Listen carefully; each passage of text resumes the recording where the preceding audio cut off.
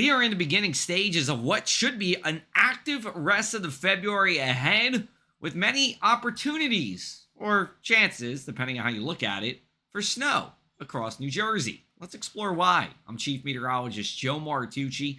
Here at Tri-X 57, I'm calling the couple of storms here the February 4, between February 5th until the end of next week, which will take us until February 14th on Valentine's Day. There are 4 storm systems at play. Now, you can go to our daily forecast videos and social media for more updates on those, but this is a bigger picture outlook of what exactly is going on. And let's take a look at some of our weather factors. The first one is the North Atlantic Oscillation, the NAO.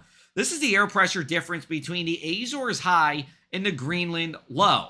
The Azores is an island chain off the western coast of Europe, and both of these, the Azores high and the Greenland low, are semi-permanent features, meaning they're more or less there throughout the winter time. When we're in a negative mode, we have the jet stream, the river of air about 30,000 feet high that separates 2 air masses, very wavy, and that gives the Northeast our best chance at cold and snow.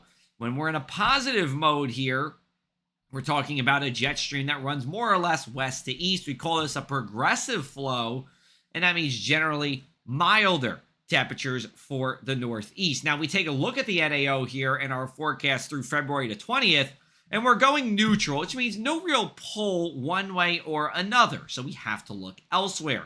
And we do. We take a look at the Arctic Oscillation here. This is another one that looks at the difference in air pressure. But this one is the difference between the mid-latitudes, like New Jersey, for example, and the polar regions here. And we take a look at the NAO, or the AO, I should say. And when we're in the negative phase, well, we do typically have lower pressure off the northeastern coast, meaning more coastal storms, more nor'easters than what we would see in the positive phase. Now, we take a look at the AO forecast through the 20th, and yeah, those red areas are going into the negative, and even well into the negative as we get towards Valentine's Day, and this is a strong signal for cold air outbreaks and winter storms. Now, we take a look at the upper levels of the atmosphere. This is from the European model for the 10th to the 17th, and we see that we have a ridge of higher pressure overhead. That typically means drier weather. So what gives? Well, we'll get into that. But we take a look at what happens the following week, the 17th into the 21st. That looks like a negative Arctic oscillation signal, where we do talk about a lower pressure generally averaging out off the northeastern coast, meaning nor'easters.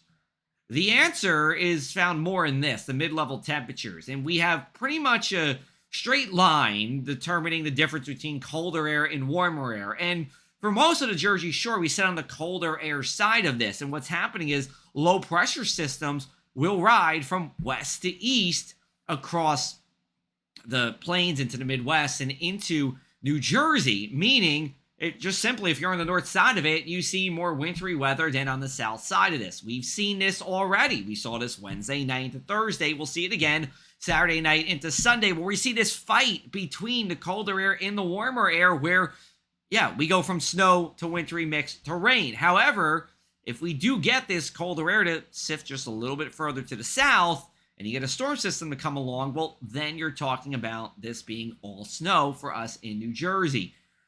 This is something that we are going to watch carefully between now and the end of the month. Because of that Arctic oscillation, there is a high likelihood of it being stormy along the northeast coast. And while these storms move from the Great Plains to New Jersey, they eventually do turn to the north and east and create coastal storms. It's just a matter of, do we get enough cold air to be settled in New Jersey, especially at the Jersey Shore where it's harder to snow, in enough time for that low pressure system as it moves to the north and east to pull back northeasterly winds around that counterclockwise spinning low pressure system and bring a winter storm to all of New Jersey.